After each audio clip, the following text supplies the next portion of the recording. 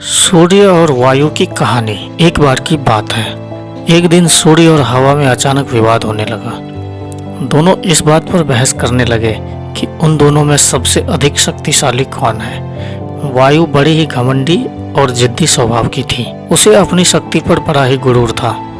उसका मानना था कि वो अगर तेज गति से बहने लगी तो बड़े बड़े पेड़ पौधे को उखाड़ सकती है। उसमें मौजूद नदियां और झील के पानी को भी जमा सकती है। अपने इसी घमंड के चलते वायु ने सूर्य से बहस करते हुए कहा, मैं तुमसे ज्यादा शक्तिशाली हूँ।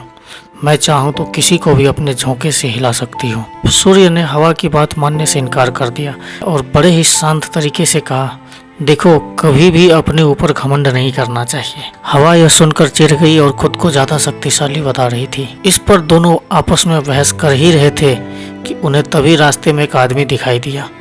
उस आदमी ने कोट पहना हुआ था। उसे देखकर सूर्य के मन में एक योजना आई। उसने हवा से कहा, जो भी इस आदमी को उसके कोट उतारने के लिए मजबूर कर देगा उसे ही अधिक शक्तिशाली माना जाएगा। हवा ने बात मान ली और कहा, ठीक है, सबसे पहले मैं कोशिश करूंगी, तब तक तुम बादलों में छिप जाओ। सूर्य बादलों के पीछे छिप गया। फिर हवा बहने लगी। वह धीमे धीमे बहने लगी, लेकिन उस आदमी ने अपना कोट नहीं उतारा। फिर तेज हवा बहने लगी। हवा तेज होने की वजह से उस आदमी को ठंड लगने लगी। फिर उसने अपने कोट से शरीर को अच्छी तरह से लपेट लिया। बहुत देर तक ठंड और तेज हवा बहती रही, लेकिन उस आदमी ने अपना कोट नहीं उतारा। अंत में हवा थक कर शांत हो गई। इसके बाद सूर्य की बारी आई। वो बादलों से बाहर निकला और हल्की धूप करके चमकने लगा। हल्की धूप होते ही उस व्यक्ति को ठंड के तापमान से थोड़ी राहत मिली, तो उसने अपने कोट को ढीला कर दिया।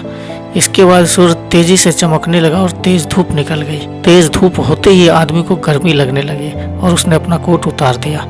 जब हवा ने यह देखा तो वह खुद पर शर्मिंदा होने लगी और उसने सूर्य के सामने अपनी हार मान ली।